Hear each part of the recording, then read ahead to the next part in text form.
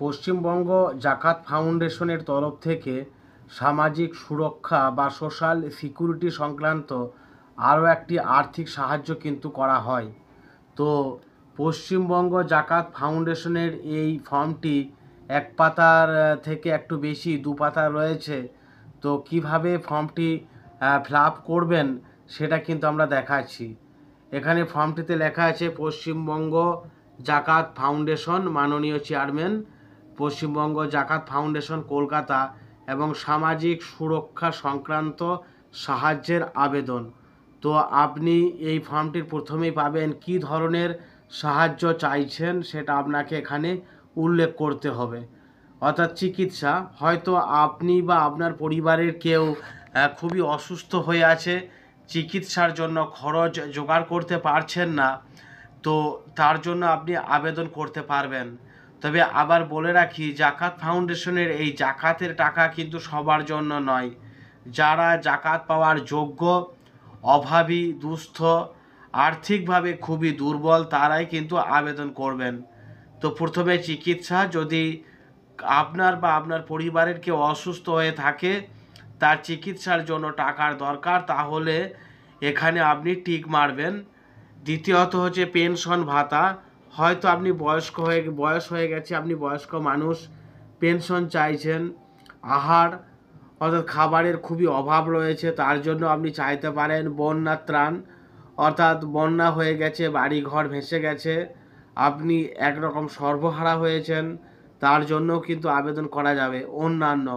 অন্যান্য যদি কোনো সমস্যা থেকে থাকে যেখানে আর্থিক সাহায্যের প্রয়োজন, সেই ক্ষেত্রেও কিন্তু আপনি চাইতে পারেন এই জাকাতের অনুদান, সেখানে অন্যান্যতে একটা টিক দেবেন। এবার বিবরণ, সাহায্যের পরিমাণ এবং সময়কাল। আপনি কি রকম টাকা সাহায্য চাইছেন, 5,000, 10,000 না 2,000, কেমন পেলে আপনার সমস্যাটা মিটে যেতে পারে সেই রকম দেবেন। এবং সময়কাল, কোন সময়ের জন্য চাইছেন। হয়তো আপনার বন্যা ত্রাণ হয়েছে, তাহলে সেটা একবারই চাইবেন, চিকিৎসা হলে একবারই, এই ধরনের সময়কাল একটা উল্লেখ করবেন। তাছাড়া আপনার বর্তমান অবস্থার সংক্ষিপ্ত বিবরণ দিন। এখানে আপনার অর্থনৈতিক অবস্থার একটা, এই যে 2-3টে লাইন আছে, এখানে ছোট ছোট করে লিখবেন আপনার কি সমস্যা হয়েছে, সেটা চিকিৎসা সংক্রান্ত হোক বা যাই হোক না কেন। 2 নম্বর হচ্ছে আর্থিক অবস্থান, আপনি কি বর্তমানে বা পূর্বে কোনো সরকারি বেসরকারি সংস্থা, কোনো ব্যক্তির কাছ থেকে কোনো রকম আর্থিক সাহায্য পেয়েছেন কি না, যদি পেয়ে থাকেন তার পরিমাণ এবং উৎসের বিবরণ দিন।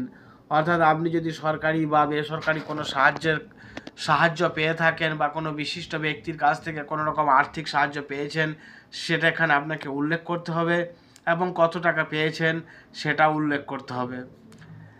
এই উল্লেখ করার পর এরপরে আসছে, এই আবেদনপত্রে প্রদত্ত তথ্য আমার জ্ঞান ও বিশ্বাস মতে সত্য। আমি অবগত আছি যে প্রদত্ত তথ্যে কোনো ভুল থাকলে বা সঠিক তথ্য পরিবেশনে কোনো খামতি থাকলে আবেদন বাতিল হয়ে যাবে এবং শাস্তিমূলক ব্যবস্থায় গৃহীত হবে। অর্থাৎ আপনি এখানে যে সমস্ত তথ্য উল্লেখ করবেন তা সত্য হতে হবে, মিথ্যা যেন না হয়। এখানে তারপরের ঘরে লিখতে হবে স্বাক্ষর, আপনি সই করবেন, নাম লিখবেন, ঠিকানা দেবেন, আধার কার্ডে নাম্বার দেবেন, ফোন নাম্বার দেবেন। এটা গেল প্রথম পাতা। সেকেন্ড পেজে আসছে bank account details of applicant, অর্থাৎ ব্যাংকের বিবরণ, আপনার অ্যাকাউন্ট হোল্ডার নেম, যে নামে অ্যাকাউন্টটি আছে সেই নামটা দিতে হবে, account number, account type savings না কারেন্ট, ব্যাংক অফ অ্যাকাউন্ট, এবং আইএফসি কোড এখানে দিতে হবে, আইএফএস কোড এখানে দিতে হবে। তাছাড়াও রেফারেন্স বলতে এখানে name, address, profession, comments of recommendation. অর্থাৎ এখানে আপনি যে আবেদনটা পাঠাচ্ছেন, আপনি মনে করুন বীরভূম জেলা, মুর্শিদাবাদ জেলা, মালদা বা দক্ষিণ দিনাজপুর, কোচবিহার, যেখান থেকে আপনি আবেদনটা পাঠান না কেন, তারা তো আপনাকে চেনে না, জানে না। এই যে পশ্চিমবঙ্গ জাকাত ফাউন্ডেশন যে সংস্থাটি রয়েছে, তো এখানে একজন রেফারেন্স দেবে যে হ্যাঁ এই ভদ্রলোক জাকাত পাওয়ার যোগ্য।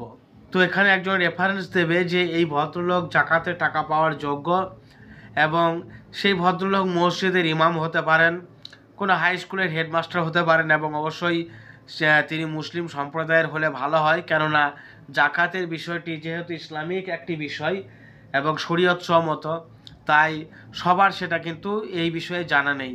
তো আপনি রেফারেন্সে মসজিদের ইমামের নাম, তার ঠিকানা, ফোন নাম্বার এবং তিনি একটি মন্তব্য লিখবেন, এই যে কমেন্টস অফ রেকমেন্ডেশন, যে হ্যাঁ এই ভদ্রলোক জাকাত পাওয়ার যোগ্য বলে তিনি একটা মন্তব্য এখানে উল্লেখ করবেন।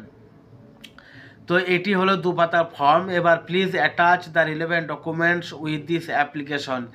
এখানে এই আবেদনপত্রের সঙ্গে অন্যান্য কাগজপত্র কি দেবেন? আপনার আধার কার্ডের জেরক্স দেবেন, আপনার ব্যাংকের পাসবুক দেবেন, এবং আপনি যদি চিকিৎসা সংক্রান্ত আবেদন করে থাকেন তাহলে ডাক্তার যে দেখিয়েছেন সেই ডাক্তার দেখানোর সমস্ত প্রেসক্রিপশন, সমস্ত না হলেও আপাতত কয়েকটা উল্লেখযোগ্য, মানে এই জাকাত ফাউন্ডেশন কর্তৃপক্ষের যাতে বিশ্বাস হয় যে আপনি অসুস্থ আছেন, এই ধরনের কিছু নথিপত্র দেবেন। বন্যা ত্রাণ, বন্যা যদি হয় আপনার বাড়িটা যে বন্যার জলে ভেসে গেছে, ভেঙে গেছে, তার ছবি, অথবা অন্যান্য বলা আছে হয়তো আপনার বাড়িটা আগুন লেগে পুড়ে গেছে, ক্ষয়ক্ষতি হয়ে গেছে, তার ছবি, এবং দমকল দপ্তরের যদি কোনো কাগজ থাকে, এই ধরনের নথি কিন্তু দেবেন। এক কথায় এই কর্তৃপক্ষের যাতে বিশ্বাস হয় এবং বুঝতে পারে যে আপনি সত্যিই জাকাতের টাকা পাওয়ার যোগ্য, সুতরাং সেই রকম আপনি কাগজপত্র এই আবেদনপত্রের সঙ্গে অ্যাটাচ করে আপনি পাঠিয়ে দেবেন কোন ঠিকানায়? এখানে ঠিকানাটা আবার বলে দিচ্ছি, এখানে লিখবেন মাননীয় চেয়ারম্যান, পশ্চিমবঙ্গ জাকাত ফাউন্ডেশন, 71D মফিদুল ইসলাম লেন, লিন্টন পোস্ট অফিসের সন্নিকট, কলকাতা 7,14,000। আর ফর্মটি পাবেন www.wbzf.org এই ওয়েবসাইট থেকে। আমিও এই ওয়েবসাইট থেকে এখন ফর্মটি দেখছি। তো যাই হোক, এই আপডেটটুকু দিলাম, আশা করি এই ভিডিওটি আপনাদের কাজে লাগবে, এবং পশ্চিমবঙ্গ জাকাত ফাউন্ডেশনের তরফ থেকে এই বিশেষ সামাজিক সুরক্ষা বা সোশ্যাল সিকিউরিটির টাকা যদি আপনারা পেতে চান তাহলে এই ফর্ম আবেদন করে পাঠাতে পারবেন। তবে এটা ঠিক 2025 সালে মার্চ মাসে রমজান শুরু হচ্ছে, রমজান মাসের আগে কেউ পাঠাবেন না, যা পাঠাবেন রমজান মাসের পরবর্তী সময়কালে পাঠাবেন, কেননা সেটাই আমরা জানতে পেরেছি যে জাকাত ফাউন্ডেশনের হাতে জাকাতের টাকা এখন সেরকম নেই। যাই হোক, এই ভিডিওটি আপনাদের উপকারে আসবে, এটা লাইক করবেন, কমেন্ট করে জানাবেন কেমন লাগলো। ভালো থাকুন সবাই।